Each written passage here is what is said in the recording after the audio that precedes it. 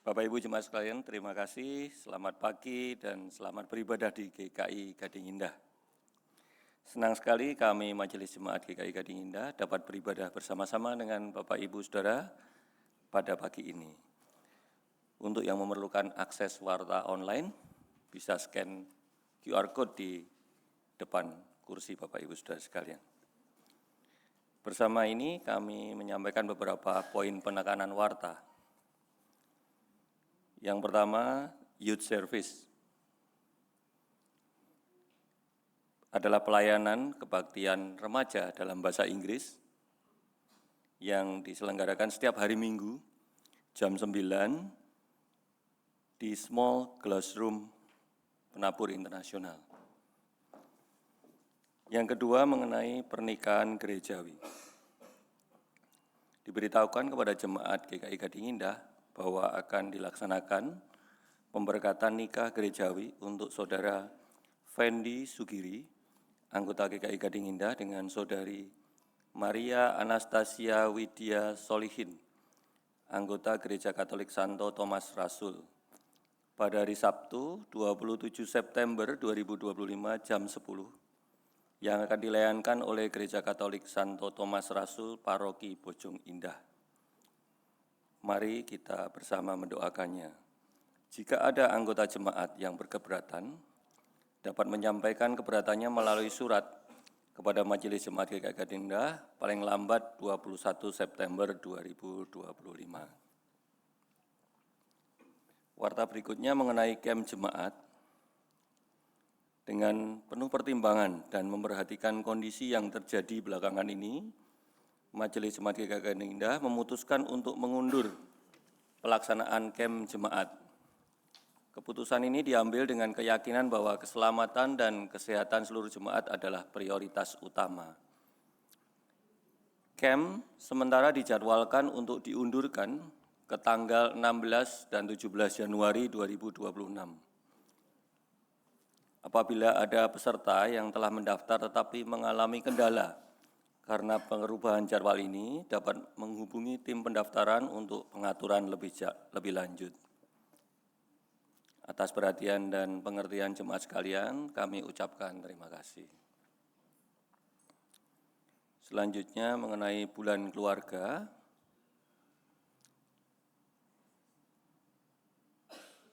Pada hari ini, kami hadir di tengah-tengah keluarga Bapak dan Ibu sekalian, ingin menyampaikan beberapa kegiatan atau acara bulan keluarga di bulan September ini.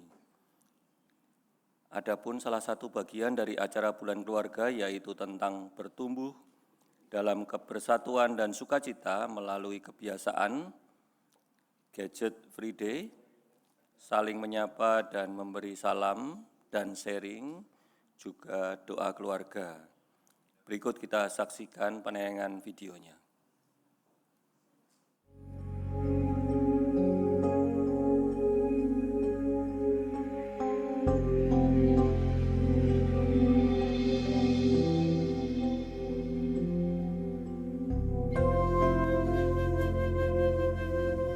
Hello everybody, how are you?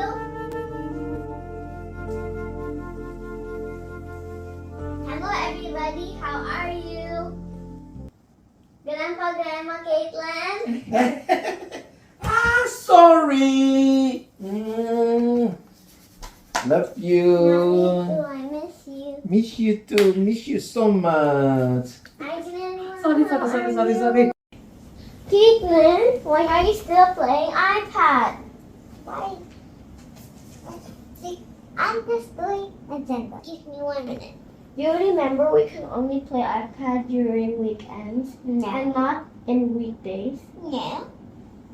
We have to obey what mommy says. Ini disimpan ya, Ci ya?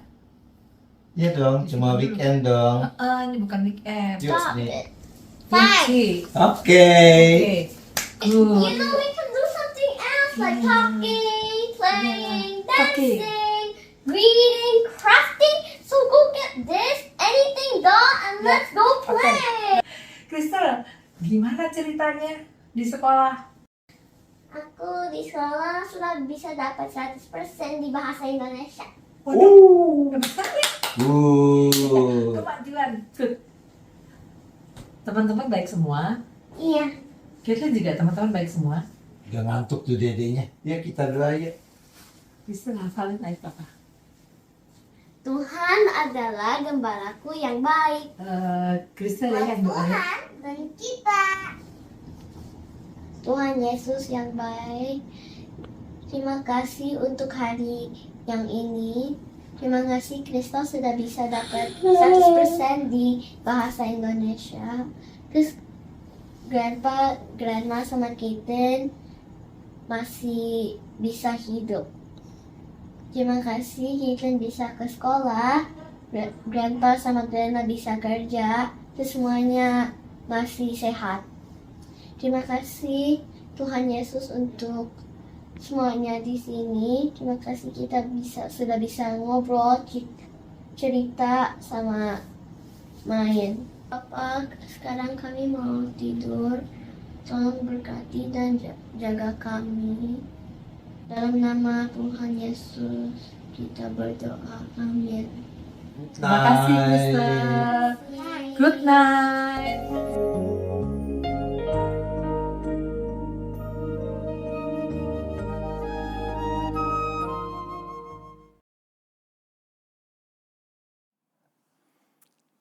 Bapak Ibu, setelah ibadah, jemaat sekalian diundang untuk beramah tamah sambil menikmati kudapan di bawah.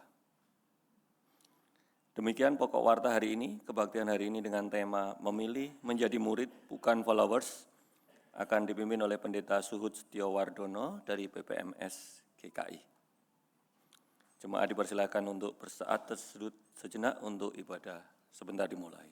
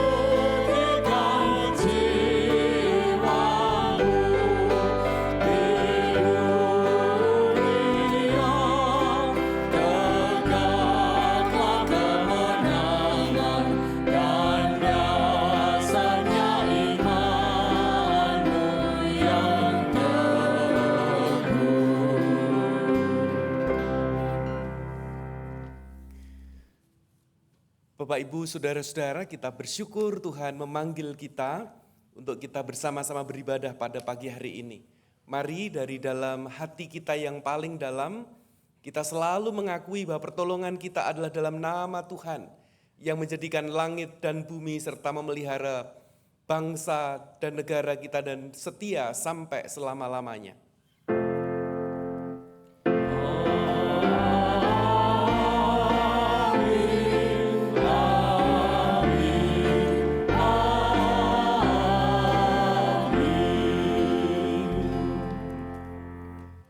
Salam sejahtera bagi saudara yang datang dalam nama Tuhan, Tuhan besertamu.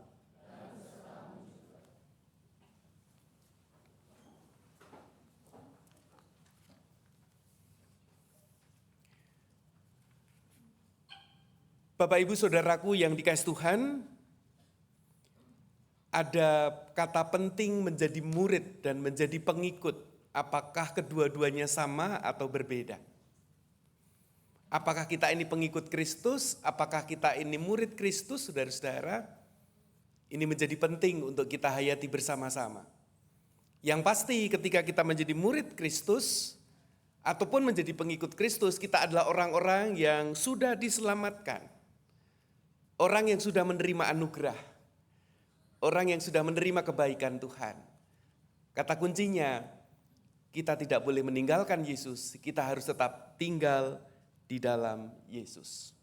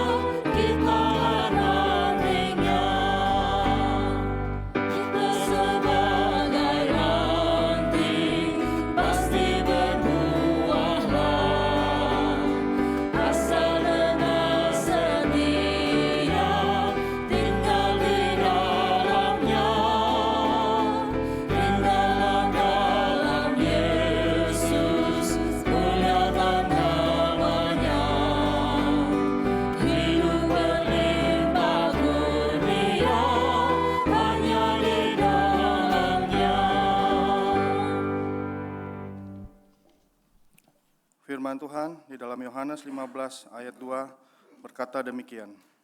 Setiap carang padaku yang tidak berbuah dipotongnya, dan setiap carang yang berbuah dibersihkannya supaya ia lebih banyak berbuah. Marilah di dalam segala kerendahan hati kita mengaku dosa dan memohon pengampunan dari Tuhan karena kegagalan kita menjadi ranting yang tidak berbuah dan tidak tinggal di dalamnya. Mari melakukan pengakuan dosa secara pribadi. Dilanjutkan dengan doa pengampunan dosa.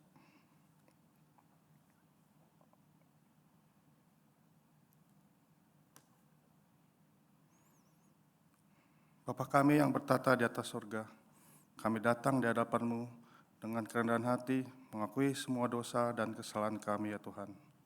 Kami menyesal telah melakukan perbuatan yang tidak berkenan kepadamu dan menghina kasih-Mu.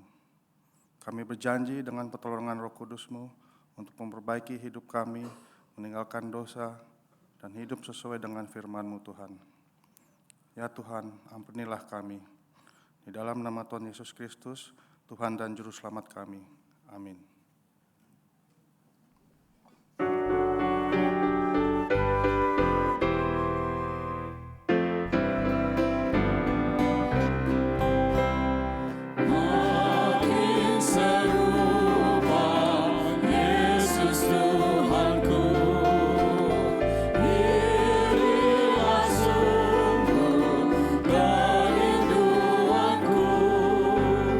Makin bersama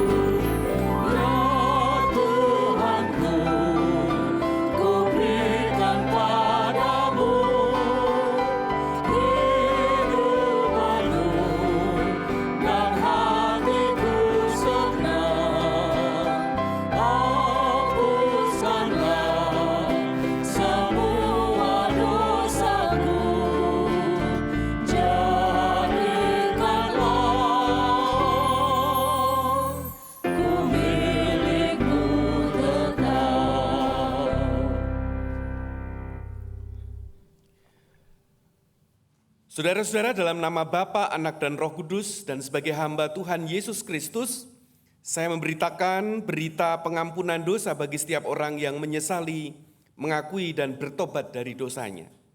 Roma 6 ayat 11 dan 12 mengingatkan kita, demikianlah hendaknya kamu memandangnya, bahwa kamu telah mati terhadap dosa, tetapi kamu hidup bagi Allah dalam Kristus Yesus. Sebab itu hendaklah dosa jangan berkuasa lagi di dalam tubuhmu yang fana, supaya kamu jangan lagi menuruti keinginannya. Di dalam Kristus engkau telah diampuni.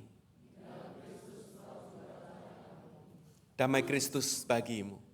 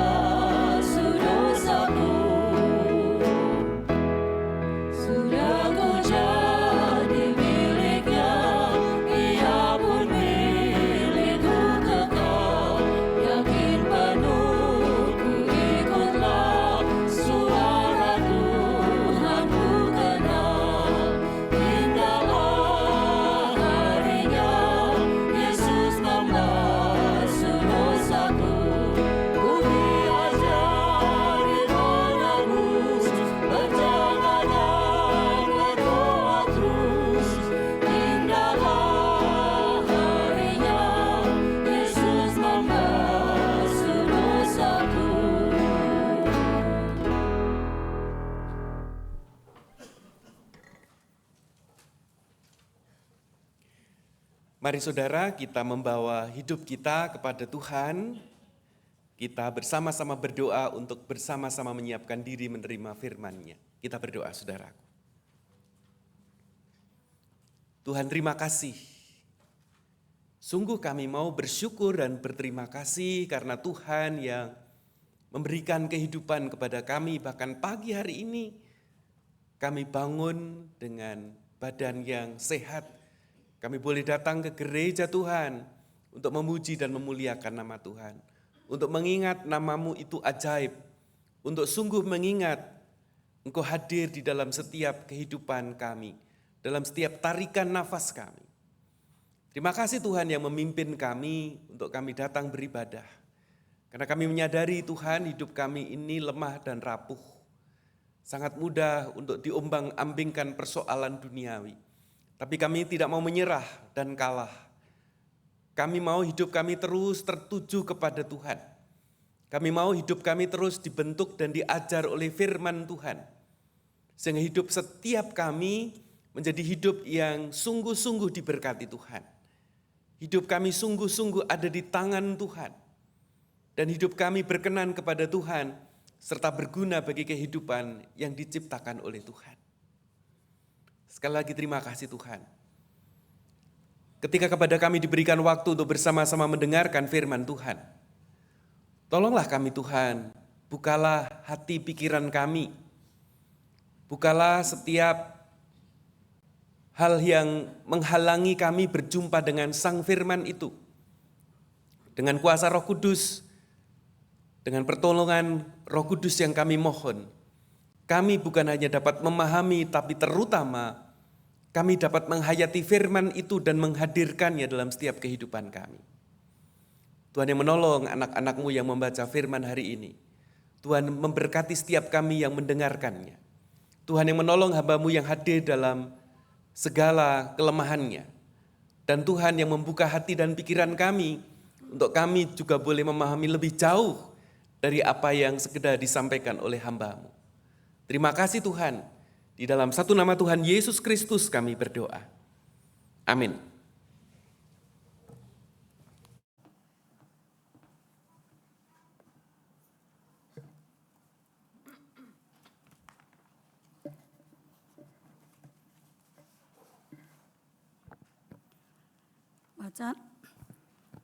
Bacaan pertama, bacaan diambil dari Ulangan 30 ayat 15 sampai 20.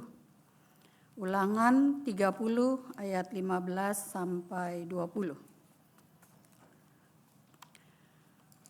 Lihatlah, aku memperhadapkan kepadamu pada hari ini kehidupan dan kesejahteraan, kematian dan kecelakaan. Sebab pada hari ini aku memerintahkan kepadamu untuk mengasihi Tuhan Allahmu dengan hidup menurut jalannya dan berpegang pada perintah, ketetapan, dan peraturannya. Dengan demikian kamu akan hidup, bertambah banyak, dan diberkati oleh Tuhan Allahmu di negeri kemana kamu masuk untuk mendudukinya. Tetapi jika hatimu berpaling dan kamu tidak mau mendengar, bahkan kamu disesatkan untuk sujud menyembah kepada ilah-ilah lain dan beribadah kepadanya, maka aku memberitahukan kepadamu pada hari ini bahwa kamu pasti akan binasa. Kamu tidak akan hidup lama di tanah yang akan kamu duduki setelah menyeberangi sungai Yordan. Aku memanggil langit dan bumi menjadi saksi terhadap kamu pada hari ini. Kuperhadapkan kepadamu kehidupan dan kematian, berkat dan kutuk. Pilihlah kehidupan, supaya kamu hidup, baik kamu maupun keturunanmu. Dengan mengasihi Tuhan Allahmu, mendengarkan suaranya dan berpaut padanya. Sebab dialah hidupmu dan yang membuat kamu lama tinggal di tanah yang dijanjikan Tuhan dengan sumpah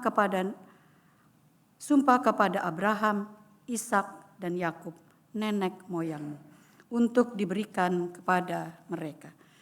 Demikian sabda Tuhan.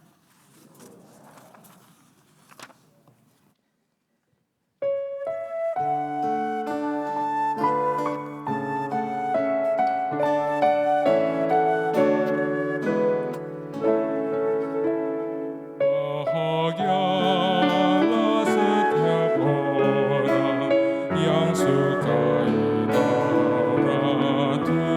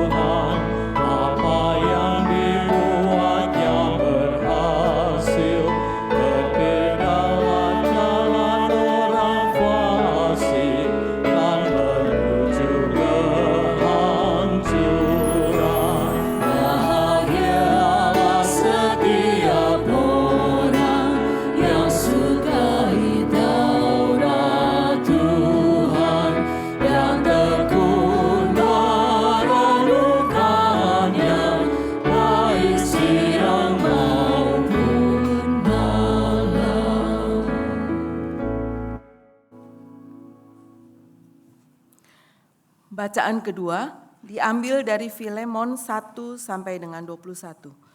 Filemon 1 sampai dengan 21. Dari Paulus, seorang tahanan karena Kristus Yesus, dan dari Timotius, saudara kita.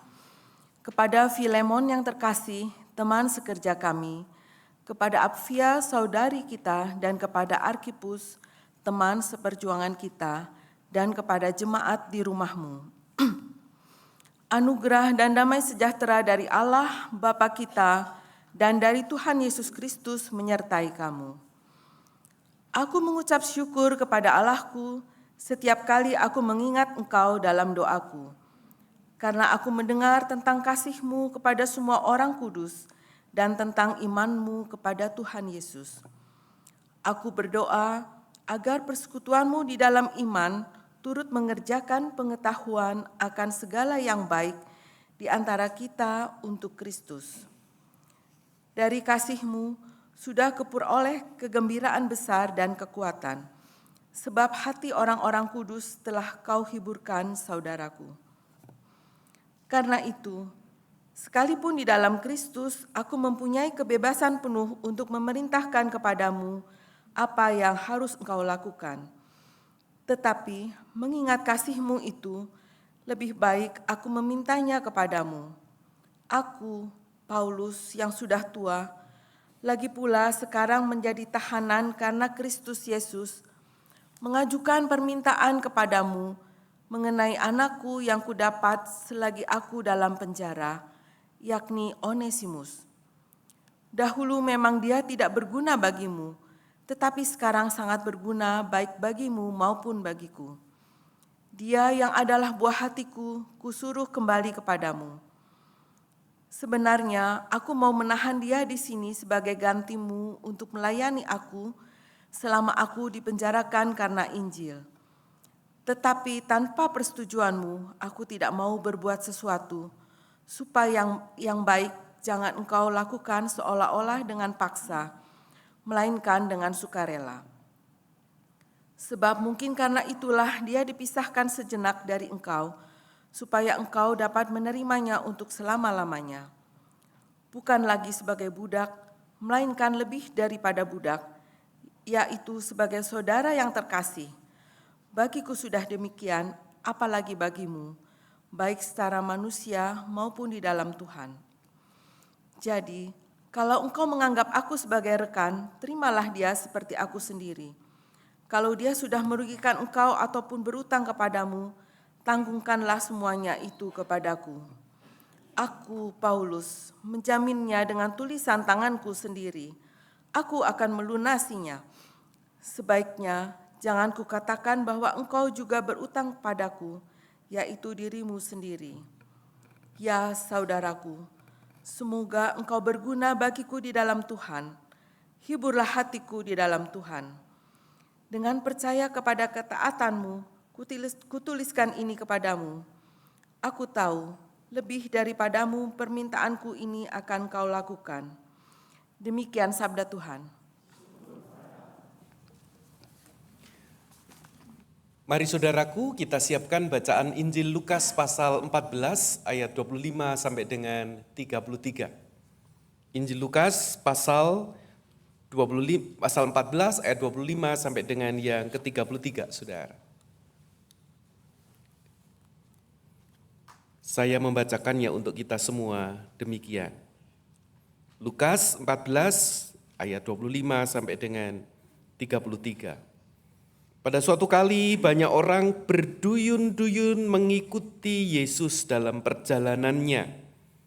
Ia berpaling dan berkata kepada mereka, Jikalau seseorang datang kepadaku dan ia tidak membenci ayahnya, ibunya, istrinya, anak-anaknya, saudara-saudaranya laki-laki atau perempuan, bahkan nyawanya sendiri, ia tidak dapat menjadi muridku. Siapa saja yang tidak memikul salibnya dan mengikut aku, ia tidak dapat menjadi muridku. Sebab siapakah di antara kamu yang kalau mau mendirikan sebuah menara tidak duduk dahulu membuat anggaran biayanya? Apakah uangnya cukup untuk menyelesaikan pekerjaan itu.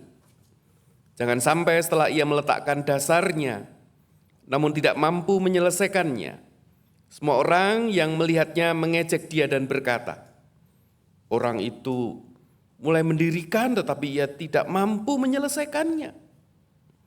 Atau raja manakah yang kalau mau pergi berperang melawan raja lain, tidak duduk dahulu untuk mempertimbangkan apakah dengan 10.000 orang ia sanggup menghadapi lawan yang mendatanginya dengan 20.000 orang? Jikalau tidak, ia akan mengirim utusan selama musuh itu masih jauh untuk menanyakan syarat-syarat perdamaian. Demikian pula lah tiap-tiap orang di antara kamu yang tidak melepaskan dirinya dari segala miliknya tidak dapat menjadi muridku. Saudara, demikianlah Injil Tuhan Yesus Kristus. Berbahagialah mereka yang mendengarkan firman Allah dan yang memeliharanya. Haleluya.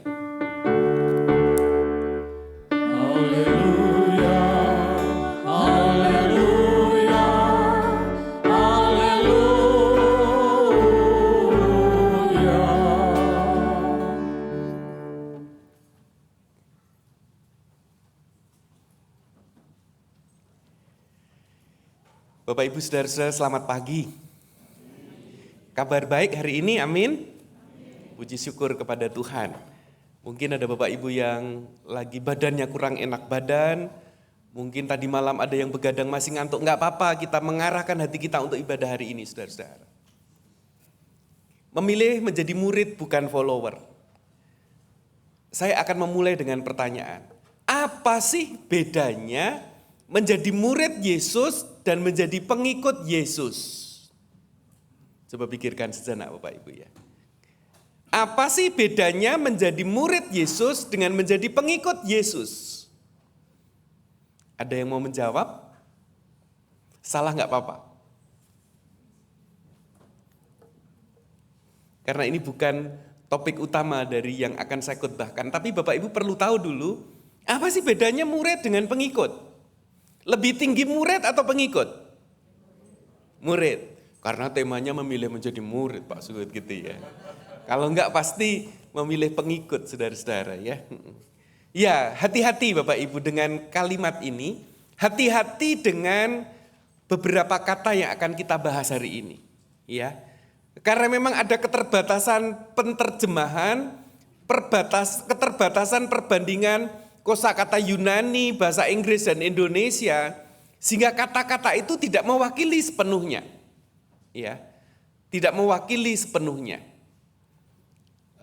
Misalkan contoh orang yang lapar sekali, itu kalau dipakai satu kosakata apa Bapak Ibu? Ya, lapar saja kalau dalam bahasa Indonesia. Kalau bahasa Inggris itu menggunakan kata starving, itu lapar sekali gitu ya. Nah, ada beberapa pesan yang saya ingin garis bawahi Bapak Ibu ya.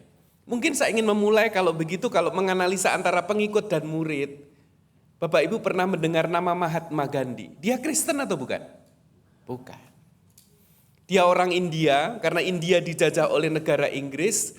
Afrika Selatan itu juga dijajah oleh negara Inggris. Jadi setelah lulus kuliah, belajar, Mahatma Gandhi ke Afrika Selatan untuk bekerja menjadi seorang pengacara. Dia tahu antara tidak tahu dan tahu saudara-saudara bahwa Afrika Selatan pada saat itu menggunakan politik apartheid. Membedakan warna kulit. Dia masuk ke gerbong kereta orang kulit putih dan kemudian semua mata melihat dia, kamu ngapain masuk gerbong ini? Pindah, tidak mau. Akhirnya saudara-saudara ketika kereta itu masih jalan, Mahatma Gandhi diambil petugas, dilemparkan keluar. Dia suka membaca, dia juga membaca kitab suci, dan dia kagum dengan Yesus Kristus dan ajarannya. Dia jatuh cinta kepada Yesus, maka dia datang kepada sebuah gereja. Tetapi sayangnya, gereja yang didatanginya adalah gereja yang isinya orang kulit putih. Ketika dia duduk di sebuah tempat duduk, tidak ada yang mau duduk dekat dia. Bahkan yang dekat langsung pergi, saudara-saudara. Dan kemudian seorang penatua, bukan penatua Gading Indah sepertinya misalnya ya, datang kepada dia, kamu nggak boleh ke gereja sini. Mahatma Gandhi terdiam sejenak. Saya hanya ingin belajar tentang kekristenan, saya ingin belajar tentang Yesus. Kamu tidak boleh di sini tapi. Dan kemudian Mahatma Gandhi diusir keluar, sehingga dia punya pernyataan yang menarik. Yesus itu hebat. Kristus itu luar biasa. Tapi banyak orang Kristen yang tidak seperti Yesus. Sehingga tema ini muncul, saudara-saudara. Memilih menjadi murid bukan follower. Ya, kalau lihat bacaan tadi saudara-saudara, menjadi murid itu nggak enak loh ya. Dia harus membenci bapaknya, dia harus membenci ibunya, apa seperti itu nanti kita lihat sama-sama saudara-saudara. Pesan pertama dari firman hari ini. Mari saudara-saudara, kita tidak diskusi tentang murid atau follower dulu, belum sampai ke sana. Pesan yang pertama ini saudara dan saya diajak untuk menghayati keberadaan kita sebagai pengikut Kristus, tapi bukan sekedar ikut-ikutan. Menjadi murid Kristus tetapi bukan murid asal-asalan. Saya ulangi ya. Kita ini sebagai orang Kristen, saya dan saudara harus menghidupi pesan, kita ini harus menjadi pengikut Kristus, tapi bukan sekedar ikut-ikutan, dan mau menjadi murid Kristus tetapi bukan murid asal-asalan. Artinya apa Pak Pendeta, saudara-saudara? Yesus sedang mengajar. Ada ratusan orang, ada ribuan orang, bahkan ada puluhan ribu yang mengikuti Yesus, saudara-saudara ya. Di Danau Galilea, Danau Genesaret atau Danau Kineret itu ada beberapa pantai, saudara-saudara. Dan banyak orang karena mereka mendengar pengajaran Yesus, Yesus bisa menyembuhkan orang sakit, bisa mengusir setan, banyak orang datang. Bahkan ketika kemudian Yesus naik perahu meninggalkan mereka, dia bisa melihat Yesus dari jauh. Sehingga kemudian diikuti dan mereka berjalan darat, ketika Yesus masuk ke pantai yang lain, mereka sudah ada di situ. Pertanyaannya mereka itu pengikut atau murid, tidak usah dijawab. Ini bedanya, saudara-saudara. Kita ini ke gereja Tuhan sebagai orang Kristen, kita ini pengikut atau murid. Ada puluhan ribu, saudara-saudara, 5.000 orang laki-laki yang diberi makan oleh Tuhan Yesus karena lapar. Berarti ada perempuan, ada anak-anak yang jumlahnya mungkin puluhan ribu. Mereka itu maka dalam tema hari ini disebut sebagai follower. Tapi hati-hati dengan kata follower ini. Mungkin saya ingin menggunakan kosakata yang tepat, yaitu orang yang sekedar ikut-ikutan. Mendapatkan berkat, mendapatkan kesembuhan, mendapatkan makanan. Nah, kalau kita menjadi orang Kristen, saudara-saudara, kita menjadi pengikut Kristus atau murid Kristus yang memang hanya ingin mendapatkan kesembuhan, hanya ingin mendapatkan berkat, hanya ingin mendapatkan rezeki, hanya ingin mendapatkan makanan dari Tuhan, maka saudara dan saya tidak ada bedanya dengan orang yang ikut-ikutan tadi, saudara-saudara ya. Tidak ada bedanya, saudara-saudara. Inilah yang membedakan. Jadi hati-hati menggunakan kata murid dan follower. Sebetulnya kalau begitu antara murid dan pengikut itu sama Bapak Ibu. Sama. Tapi yang berbeda adalah murid yang benar-benar murid, pengikut yang benar-benar pengikut. Bukan murid yang asal-asalan, bukan pengikut yang sekedar ikut-ikutan. Mudah-mudahan ini bisa dipahami sampai titik ini ya. Jadi kita tidak perlu memperdebatkan perbedaan murid atau pengikut, sebetulnya sama. Tapi yang paling penting, apakah saya murid yang sungguh-sungguh murid? Apakah saudara adalah pengikut yang sungguh-sungguh pengikut? Dan kita hari ini berkomitmen, saya mau menjadi murid yang benar-benar murid. Amin. Kita ingin menjadi pengikut yang benar-benar pengikut, saudara-saudara. Bukan sekedar ikut-ikutan. Kita datang ke gereja ini bukan sekedar ingin diberkati. Oke, berkat itu memang akan datang diberikan Tuhan. Tapi bukan itu tujuan utamanya. Kalau saya menjadi murid yang benar-benar murid, kalau saya menjadi pengikut yang benar-benar pengikut, percayalah saudara, kita aminkan berkat itu akan dilimpahkan, ditumpahkan Tuhan kepada saudara dan saya. Tapi ingat, bukan sekedar murid asal-asalan. Bukan pengikut Kristus yang sekedar ikut-ikutan. Dan saudara-saudara, saya tidak ingin membedakan kita ada di dalam gereja atau di luar gereja. Saya tidak akan membedakan orang Kristen dengan Mahatma Gandhi. Mahatma Gandhi yang tidak Kristen, tapi hidupnya sangat Kristiani, saudara-saudara. Dia tidak setuju dengan kekerasan, dia menolak kekerasan. Dia menjadi orang yang mau mengalah, dia menjadi orang yang mau menerima semua orang. Dia menjadi orang yang mengorbankan dirinya sendiri untuk kemerdekaan India. Untuk kemanusiaan, itu adalah spirit Kristen sekali Bapak Ibu. Walaupun mereka atau walaupun dia mungkin tidak layak disebut sebagai orang Kristen. Jadi pesan yang pertama, saudara, mari kita menghayati diri kita sebagai pengikut Kristus yang bukan sekedar ikut-ikutan. Menjadi murid Kristus yang bukan asal-asalan.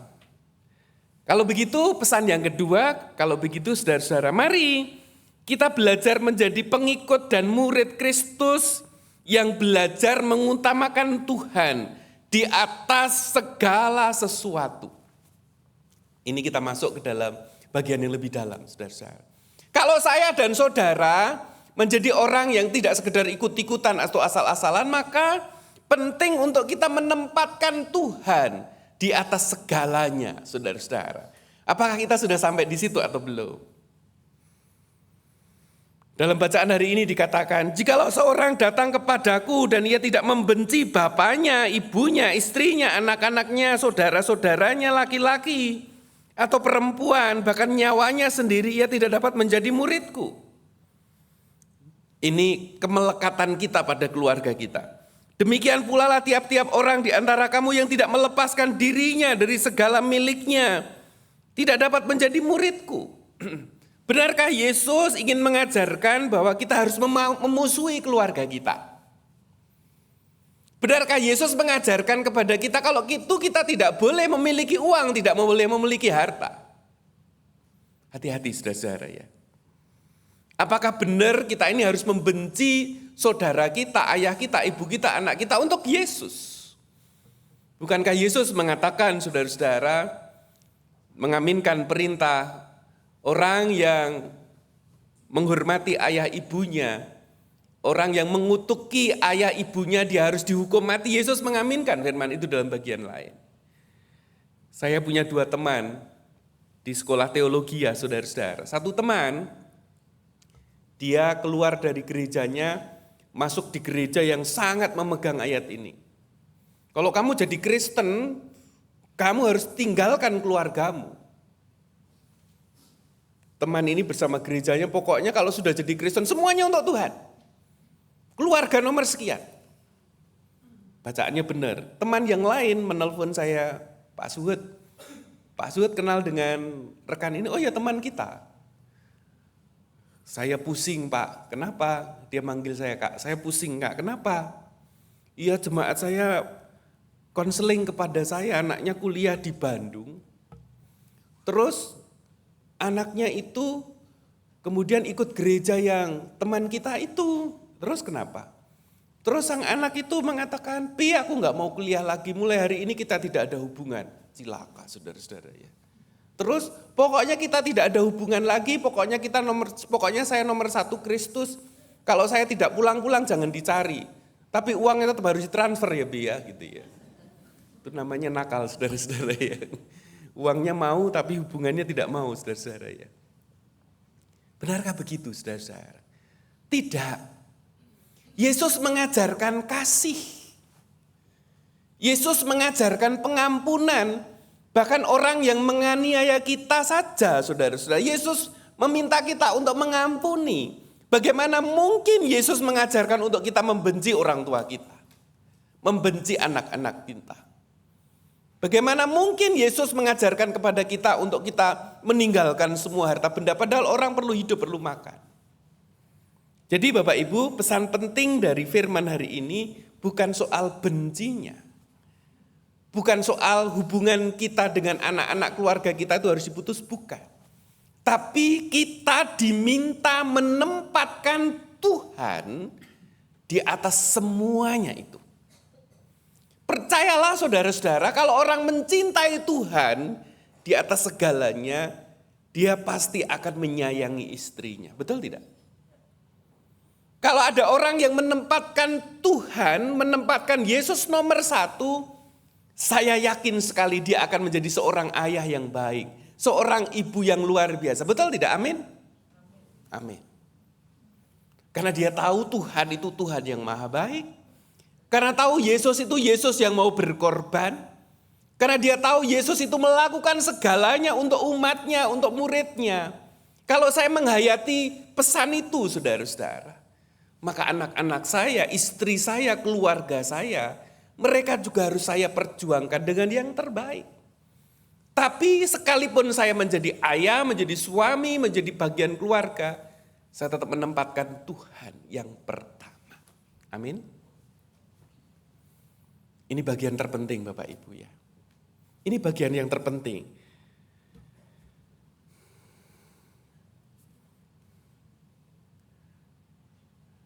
Ketika saya sudah punya pekerjaan yang baik Bapak Ibu ya. Di tahun 99 ketika saya pulang dari India, saya bekerja di perusahaan Inggris, menjadi pimpinan tertinggi di kantor di India. Saya pulang, ayah saya sakit Bapak Ibu, kantor kami kemudian pindah ke Surabaya, saya udah boleh pulang. Dan setiap tengah minggu ibu saya tinggal di Wonogiri menelpon, "Nak, pulang ya, Bapak sakit tidak bisa menelan." Saya nyetir dari Surabaya ke Wonogiri itu perjalanan sekitar 7 jam Bapak Ibu. Setiap akhir pekan. Setelah ketemu Bapak sehat, dia bisa makan walaupun sedikit. Yang badannya demam tidak demam lagi. Setelah saya kembali ke Surabaya, ibu nelpon lagi. "Kamu pulang, Bapak sakit lagi nak." Nah, terus gimana? Maksud saya nggak usah kerja gitu ya. Ternyata apa Bapak Ibu? Kemudian ketika kita periksa lebih intensif, kami bawa ke Surabaya, ayah saya terkena kanker tenggorokan. Makanya dia tidak bisa menelan. Ternyata sudah stadium 4, sudah menyebar kemana-mana. Saya sangat dekat dengan ayah saya Bapak Ibu. Berita buruknya 3 bulan setelahnya ayah saya dipanggil Tuhan. Berita baiknya saya sudah bisa meninggalkan kantor di India, kembali ke Indonesia sehingga saya bisa merawat ayah saya selama 3-4 bulan itu. Tapi setelah itu sudah ada keputusan besar yang kemudian saya ambil. Ketika kemudian pemilik perusahaan kami ke Cina, ke Fujian, saya juga ke sana, saya merenung lagi apa sih yang saya cari Bapak Ibu. Pekerjaan yang baik, gaji yang besar. Tapi kemudian saya sadar bahwa semua orang di dunia ini akan mengakhiri hidupnya. Termasuk saya, termasuk saudara. Betul tidak? Sehingga kemudian ketika saya di Fujian, di kantor Ascot di Cina, saya berkata kepada bos saya, "Jeff, bolehkah saya sekolah lagi?" Saya sangat dekat dengan atasan pemilik perusahaan saudara-saudara. Dan ya terserah kamu gitu loh. Ketika dia terbang ke London, saya terbang ke Surabaya, dia menelpon, "Suat, kamu kemarin maksudnya mau sekolah, kamu tetap bekerja kan?" "Enggak. Saya akan meninggalkan pekerjaan." Dia marah saudara-saudara. "Enggak boleh kalau begitu. Kamu harus tetap bekerja, kamu dibutuhkan perusahaan." "Enggak bisa. Kamu kemarin udah mengatakan saya boleh sekolah, berarti saya meninggalkan." Dia marah sekali saudara-saudara ya. Dan itu tidak mengubah keputusan saya. Cita-cita saya hanya ingin menjadi orang yang berguna saudara-saudara. Karena di India saya banyak bertemu pelayanan Ibu Teresa. Dan kemudian saya berpikir saya ingin sekolah teologi, tidak ingin jadi pendeta awalnya. Pengen jadi orang yang berguna karena saya tahu bahwa hidup saya tidak akan selamanya di dunia ini. Kalau ditanya sekarang menjadi pendeta, Pak Suat sudah berguna atau belum? Saya tidak tahu. Tuhan yang menilai. Ketika saya meninggalkan pekerjaan yang baik, gaji yang besar, fasilitas yang baik, saudara-saudara, banyak orang mengatakan Suhud ini bodoh. Saya katakan tidak, saya tidak bodoh, saudara-saudara.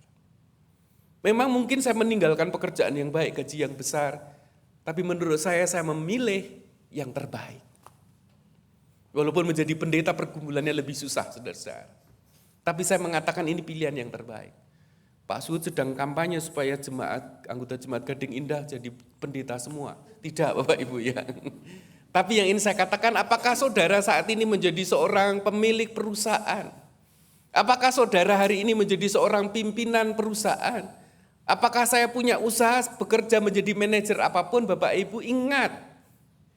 Tempatkan Tuhan yang pertama. Tempatkan Tuhan sebagai bagian yang paling atas di dalam pilihan-pilihan kita semua. Percayalah kalau saudara memilih itu, saudara akan menjadi orang yang memilih yang terbaik. Yang berkatnya paling besar. Saya harus menekankan bagian ini lebih serius Bapak Ibu ya.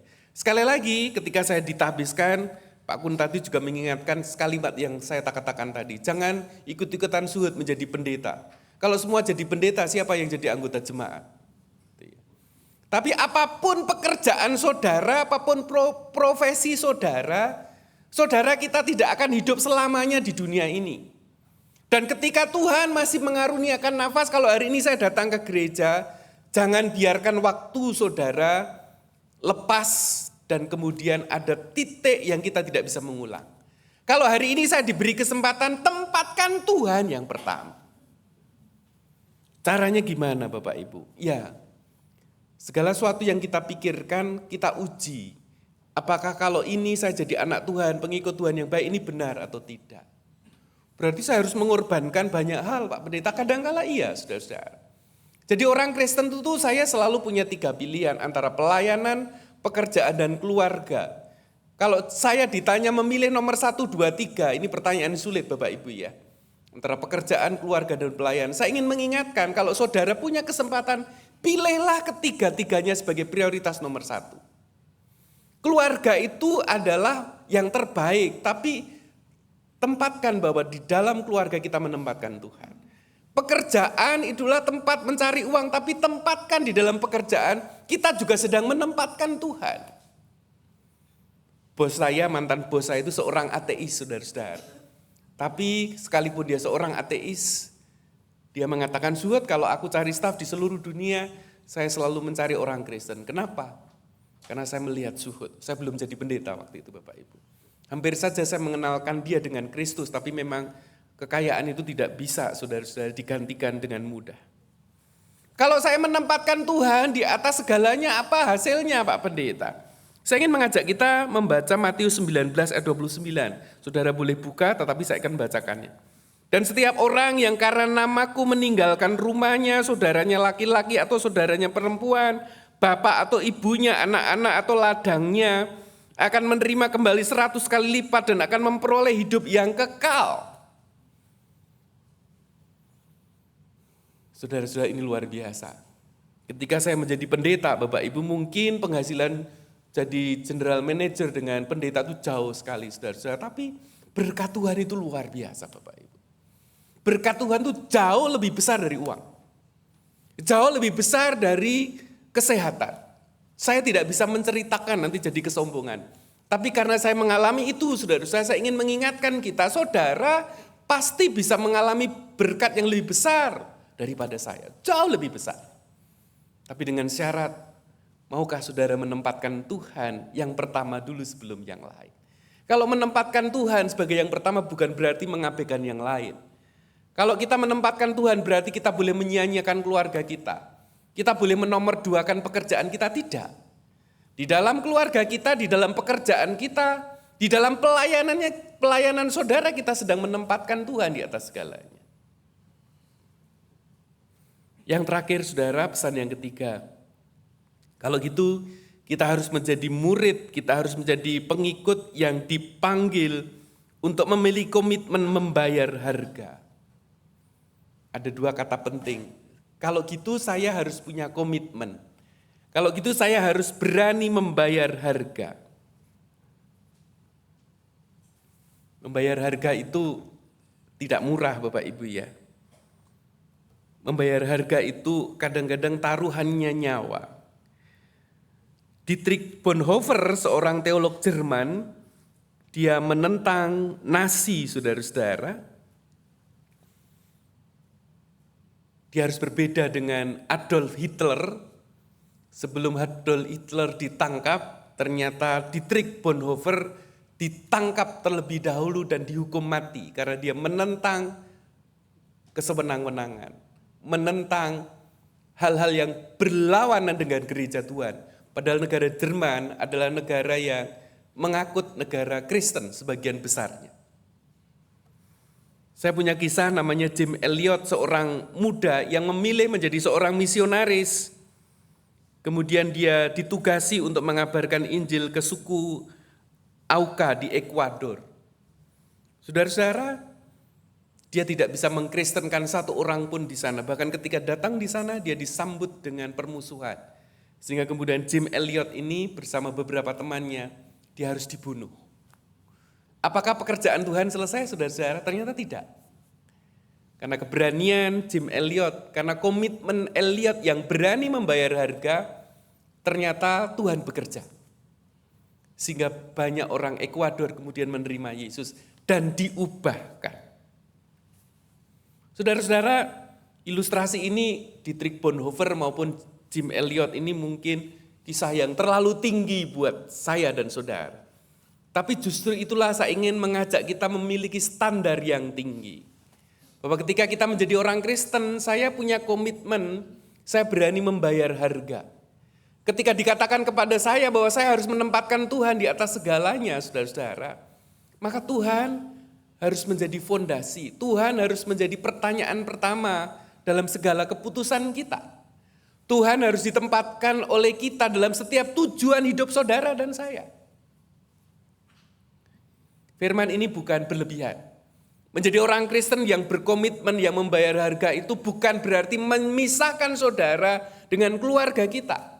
Bukan berarti mengatakan kepada saudara untuk meninggalkan hobi saudara, tidak. Bukan berarti ketika berkomitmen membayar harga, berarti kita bisa meninggalkan harta benda kita, tidak. Tapi di sanalah kita sedang berdiskusi, di sanalah kita berdialog. Di dalam pekerjaan, di dalam hobi kita, di dalam kesenangan saudara, kita sedang mengujinya apakah ini berkenan kepada Tuhan atau tidak. Banyak orang tua, bahkan juga orang tua Kristen yang salah, saudara-saudara, ketika mengatakan saya bekerja keras ini untuk anak saya. Disitulah kesalahannya. Kenapa? Ketika orang ini menjadi tua, saudara-saudara, anaknya punya karir yang luar biasa, bahkan tidak sedikit punya karir yang hebat di luar negeri. Orang ini kesepian. Ayahnya sakit, anaknya tidak datang. Setahun sekalipun kadang tidak bisa. Alasannya sibuk, alasannya karirnya luar biasa. Kenapa, saudara-saudara? Karena prioritasnya adalah anak. Coba kalau dibalik. Saya memperjuangkan anak-anak saya untuk memuliakan Tuhan. Saya mengajarkan anak-anak saya takut kepada Tuhan karena saya memang hormat kepada Tuhan. Kalau saya menyekolahkan anak-anak saya ke sekolah yang baik, supaya dia mengenal Tuhan, bukan hanya sekedar sukses, saudara-saudara. Sukses itu lain soal. Tapi kalau anak-anak kita melekat kepada Tuhan, apakah hidupnya kaya atau tidak kaya kalau dia melekat kepada Tuhan? Selesai Bapak Ibu. Tugas penting kita ternyata bukan hanya membuat kita menempatkan Tuhan yang pertama. Tugas yang paling sulit kedua adalah bagaimana menolong anggota keluarga kita juga untuk memiliki prinsip yang sama, untuk menempatkan Tuhan sebagai yang pertama dan utama. Inilah panggilan saudara dan saya. 3 pesan sederhana Bapak Ibu. Mari kita menjadi pengikut Kristus yang tidak sekedar ikut-ikutan. Mari kita menjadi murid Kristus tetapi bukan murid asal-asalan. Mengerti ya? Kita aminkan. Pesan yang kedua, saudara-saudara, mari, ini yang paling penting pesan yang kedua ini. Mari kita belajar menempatkan Tuhan di atas semua hal di dunia ini. Jangan takut saudara-saudara, ketika saya menempatkan Tuhan di atas segalanya, bukan berarti saya meninggalkan pekerjaan saya. Bukan berarti saya meninggalkan usaha saya. Bukan saya berarti harus meninggalkan memusuhi anak istri saya. Bukan berarti saudara kemudian meninggalkan hobi saudara. Tetapi di dalam hobi, di dalam keluarga, di dalam pekerjaan kita terus berdialog. Apakah kita sedang menempatkan Tuhan yang pertama atau tidak? Karena seringkali orang memisahkan antara yang dunia dengan yang gerejawi. Antara Tuhan dengan yang sekuler. Padahal ketika kita berdoa, datanglah kerajaanmu, Tuhan ingin pekerjaan Allah itu dihadirkan dalam seluruh kehidupan kita. Tuhan harus nomor satu.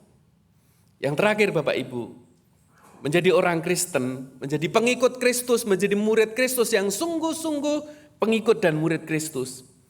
Dia harus punya komitmen, dia harus berani membayar harga.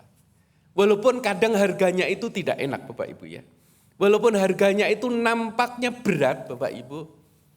Tapi saya meyakini dan saya ingin meyakinkan saudara, bahwa di balik yang berat itu Tuhan juga menganugerahkan berkat yang bukan biasa. Tetapi di atas biasa, yang luar biasa. Saya mendoakan setiap anggota jemaat GKI Gading Indah bisa menghayati 3 pesan ini. Amin. Kita masuk saat hening saudaraku.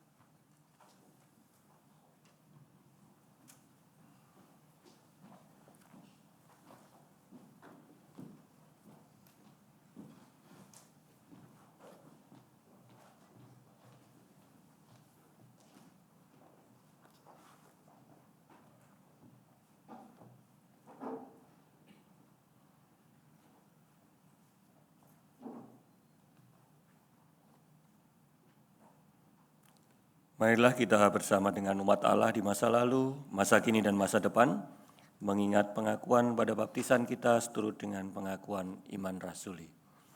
Aku percaya kepada Allah, Bapa yang Maha Kuasa, baik langit dan bumi, dan kepada Yesus Kristus, anaknya yang tunggal Tuhan kita, yang dikandung dari Roh Kudus, lahir dari Maria, yang menderita sengsara di bawah pemerintahan Pontius Pilatus, disalibkan, mati dan dikuburkan, turun ke dalam kerajaan maut.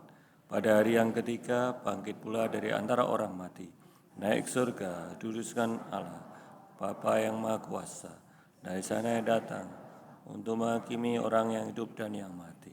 Aku percaya kepada Roh Kudus, gereja yang kudus dan am, persekutuan orang kudus, pengampunan dosa, kebangkitan orang mati, dan hidup yang kekal. Amin. Silakan duduk.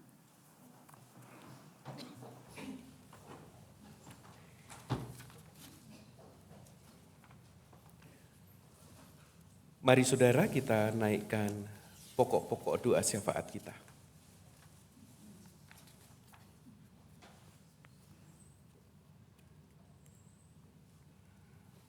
Allah Bapa Surgawi, Tuhan yang menguji setiap hati, pikiran, dan hidup kami. Kami adalah orang-orang yang sudah dipilih Tuhan untuk menjadi murid dan pengikut-Mu. Tapi Tuhan yang akan terus memproses setiap kami untuk tidak hanya berhenti seperti pada saat ini. Tuhan ingin dan Tuhan mau kami menjadi murid dan pengikut Kristus yang tulen, yang punya komitmen, yang punya kesungguhan. Karena Tuhan tahu kami ingin yang terbaik. Bahkan kami tahu Tuhan juga akan berikan berkat yang terbaik untuk kami. Bukan hanya berkat jasmani, bukan hanya berkat duniawi, tetapi berkat yang utuh, yang surgawi, yang juga semuanya Tuhan. Dalam doa kami pada saat ini kami berdoa untuk seluruh anggota jemaat dan simpatisan GKI Gading Indah. Tuhan yang melawat pribadi lepas pribadi dan keluarga. Tuhan yang memulihkan segala dinamika yang bisa meretakkan relasi keluarga kami. Tuhan yang juga memeluk persekutuan jemaat GKI Gading Indah ini. Sehingga melalui persekutuan kami, melalui gereja ini, kami boleh saling meneguhkan satu dengan yang lain. Kami boleh saling melihat para pengikut Kristus, para murid Yesus yang terus berproses bersama-sama. Sehingga kami sampai di sana Tuhan.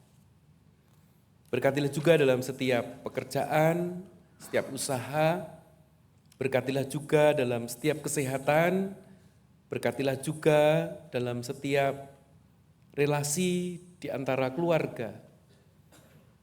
Namun ketika dalam perjalanan hidup kami diizinkan mengalami bagian-bagian hidup yang berat, Tuhan yang juga tidak pernah meninggalkan kami, tapi justru semakin mendekatkan kami kepada Tuhan.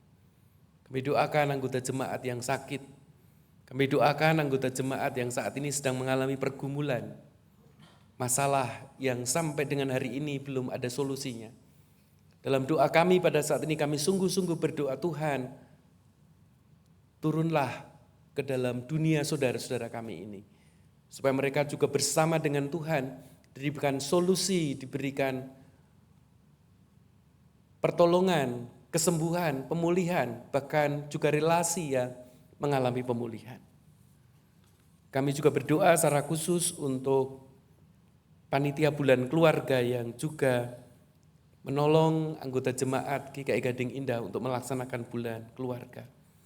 Berkatilah untuk setiap rangkaian kegiatan, program, dan juga pesan firman Tuhan yang secara khusus diangkat, sehingga melalui apa yang kami kerjakan, setiap kami juga boleh semakin didekatkan, setiap kami juga boleh semakin dieratkan, satu dengan yang lain, dan terutama juga dengan Tuhan. Ajar kami untuk kami tidak berhenti dalam zona nyaman kami. Ajar kami untuk kami berani keluar, bukan hanya menjadi orang yang berbeda, tetapi kami ingin menghadirkan Tuhan yang lebih baik dalam hidup kami. Kami ingin hidup kami juga lebih layak, lebih berkenan kepada Tuhan. Karena kami tahu di sana ada berkat yang tidak ternilai.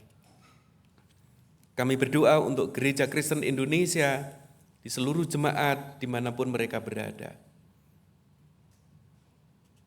GKI dalam tubuh klasis Sinode Wilayah dan Sinode Tuhan yang memberkati. Dan secara khusus kami berdoa untuk persidangan Majelis Sinode Wilayah GKI Sinode Wilayah Jabar tanggal 20 September mendatang di Universitas Kristen Maranatha Bandung. Tuhan yang menolong sehingga persidangan ini boleh berjalan lancar dan menghasilkan keputusan-keputusan yang membangun iman anggota jemaat maupun seluruh gereja kami. Kami juga doakan untuk bangsa dan negara kami. Kami mohon belas kasihan Tuhan untuk situasi sosial politik yang menghangat. Dan kami sungguh-sungguh mendoakan untuk mereka yang mau menjadi pemerintah, menjadi wakil rakyat, menjadi aparat negara. Tuhan jangan biarkan kepercayaan yang diberikan Tuhan kepada mereka disia-siakan.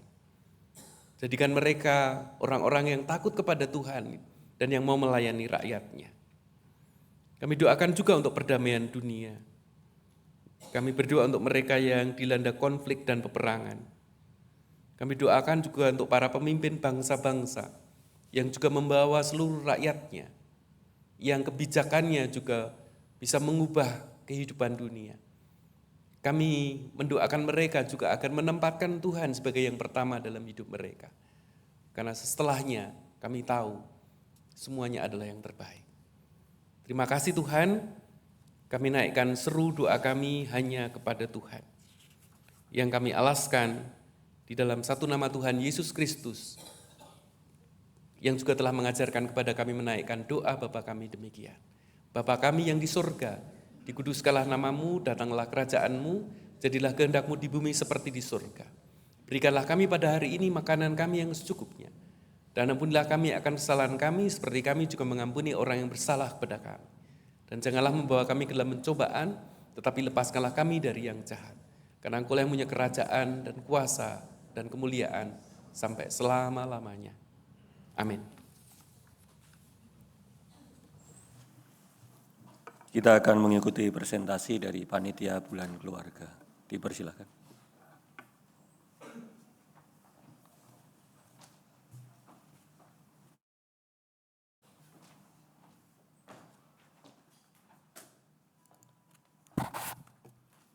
Selamat pagi Bapak dan Ibu-Ibu dan saudara sekalian.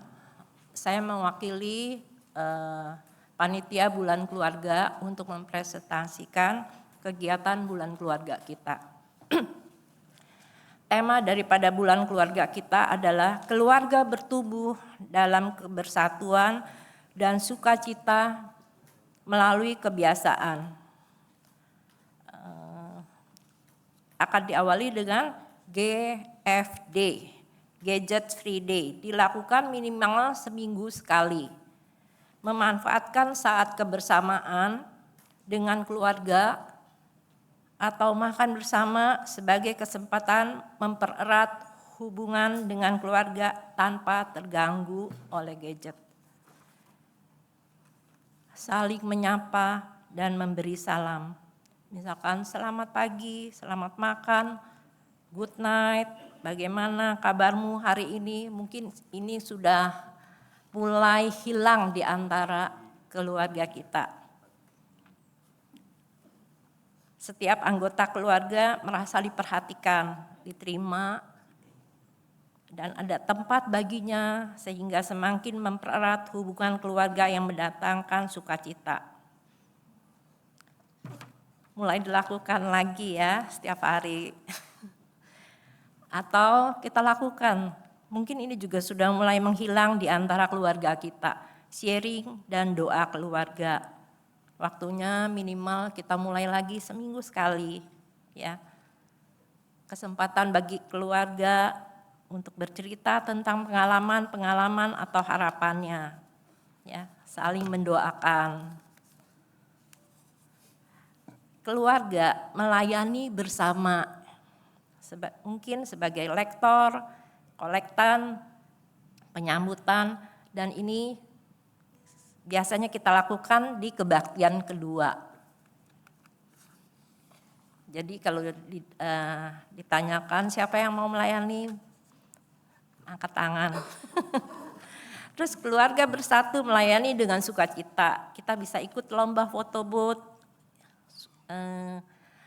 Jangan sia-siakan panitia yang sudah mendekor booth untuk foto yang begitu indahnya ya. Ada di aula GKI Gading Indah maupun di aula Penabur. Terus ada lagi, ini juga suatu pengetahuan untuk kita semua, rahasia keluarga bijak mengelola keuangan. Berani memberi di tengah krisis ya. Ini akan diadakan pada Sabtu 13 September 2025 pukul 4 sampai pukul 18.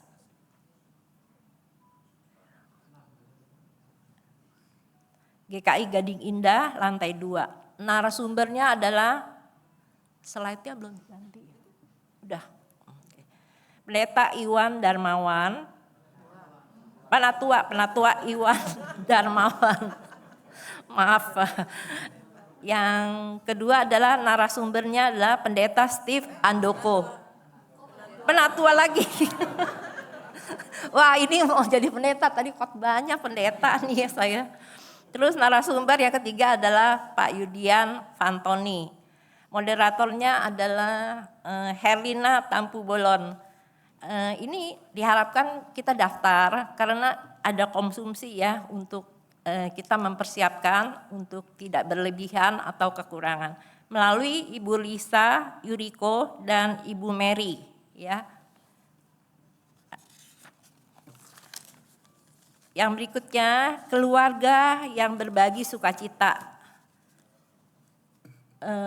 Pengobatan gratis di Panti Werda Bunga Bakung, ini kita tunda, seharusnya kita laksanakan pada Sabtu kemarin ya, karena situasi dan keadaan. Jadi kita tunda, nanti akan diadakan pada tanggal 4 Oktober. Terus ada lagi, kita akan berbagi sukacita dengan Panti Asuhan Down Syndrome Ampera. Senin tanggal 15 September pukul 8. Donasinya dari kita adalah sembako dan mainan. Dan berkat Tuhan sudah terpenuhi ya. Terus ada lagi, nah ini yang lagi rame ya. Kita akan mengadakan talk show pada hari Sabtu tanggal 20 September pukul 15 sampai pukul 17. Temanya penipuan online. Wah, ini lagi marak ya. Jangan ketinggalan ya Bapak Ibu daftar. Narasumbernya itu sangat bagus dari Dr. Chan Natalia Wani Sabu SHMM dan moderatornya Penatua Eni Vimala Dewi PhD ya. Juga mesti lewat daftar ya. Melalui Lisa Yuriko juga dan Foni ya. Udah, wah banyak sekali kita ini. Acara bulan keluarga kita ya. Ada lagi talk show dan Sabtu ceria. Wah, ini yang paling ditunggu-tunggu ya, Sabtu. Kesehatan mental keluarga ya. Narasumbernya Dr. Evan Gary MSI, dosen Fakultas Psikologi Ukrida dan narasumber Pendeta Dr. Yerusa Maria A. Hardi Prijanto SSI MPD dari Pakuan GKI Pakuwon. Moderatornya Penatua Kwik Sim Kosasi Sarjana Ekonomi MM. Adanya hari Sabtu lagi pukul 4 sampai pukul 6 di GKI Gading Indah. Ini ada remaja, pemuda, dewasa, ini penutupan bulan keluarga kelihatannya ya. Anak-anak sekolah minggu ada di lantai 3, sharing dari wakil orang tua dan remaja. Daftar di Pasutri melalui Felicia, dewasa dan lansia melalui Ibu Junita, orang tua anak sekolah minggu dan remaja melalui Rena. Pendaftaran ditutup tanggal 25 September. Yang terakhir, kafe keluarga. Ini diadakan oleh anggota dan simpatisan GKI Gading Indah.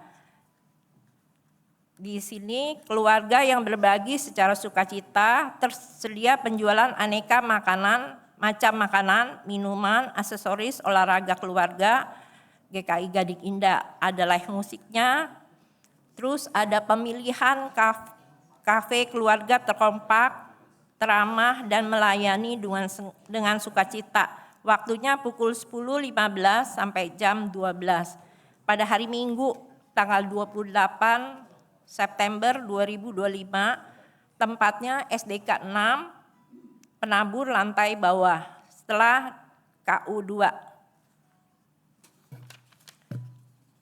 Nah, keluarga bersatu melayani dengan sukacita, kebaktian intergenerasi, Minggu tanggal 28 di KU 2 pukul 9, Aula Penabur lantai 4. Akan dilayani oleh Pendeta Setira Budi Purwoswito, MTH. Liturgosnya Pendeta Ana Nur Aini. Demikian presentasi dari Bulan Keluarga GKI Gading Indah. Terima kasih. Terima kasih Panitia Bulan Keluarga. Selanjutnya marilah kita menyatakan syukur kepada Tuhan melalui persembahan syukur dengan mengingat firman Tuhan yang terambil dari Kolose 2 ayat yang ke-7. Hendaklah kamu berakar di dalam Dia dan dibangun di atas Dia. Hendaklah kamu bertambah teguh dalam iman sebagaimana telah diajarkan kepadamu, dan hendaklah hatimu melimpah dengan syukur.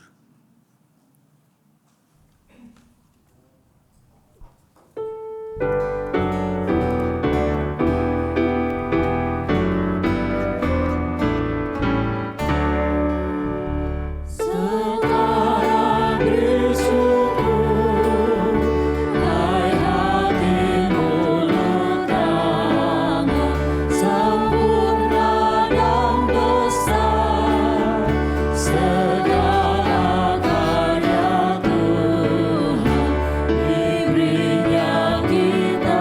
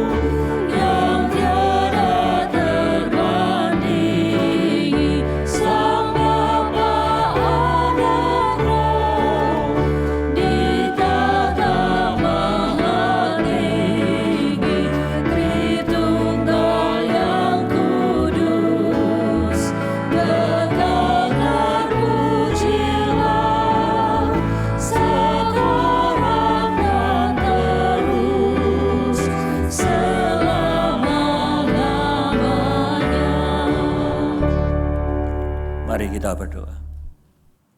Bapa Allah yang Maha Baik, kami bersyukur untuk kesempatan kami hari ini boleh memberikan persembahan syukur kami sebagai wujud ungkapan syukur atas kasih Tuhan di dalam kehidupan kami. Tuhan ajarkan kami untuk mempersembahkan hidup kami, jiwa kami, waktu kami menjadi pelayan-pelayan-Mu. Kami serahkan persembahan ini di dalam nama Tuhan kami Yesus Kristus. Amin.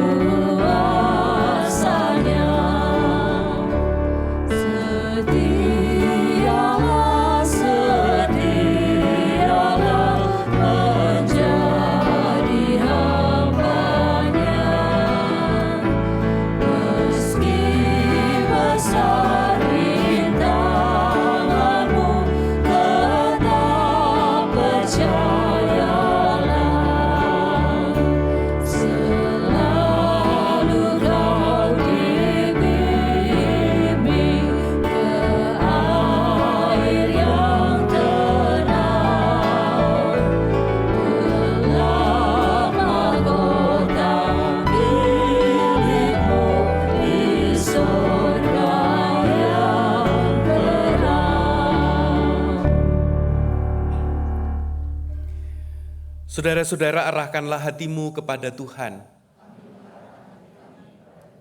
Jadilah saksi Kristus. Terpujilah Tuhan. Saudaraku, pulanglah, masukilah kembali perjuangan hidup saudara, dan terimalah berkat Tuhan.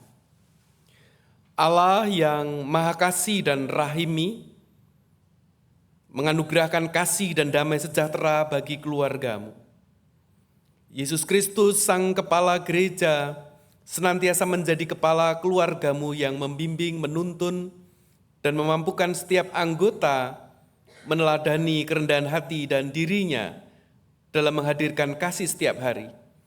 Persekutuan dalam Roh Kudus, roh sukacita, menguatkan setiap keluarga dan mengarungi berbagai tantangan dan pergumulan setiap hari. Amin.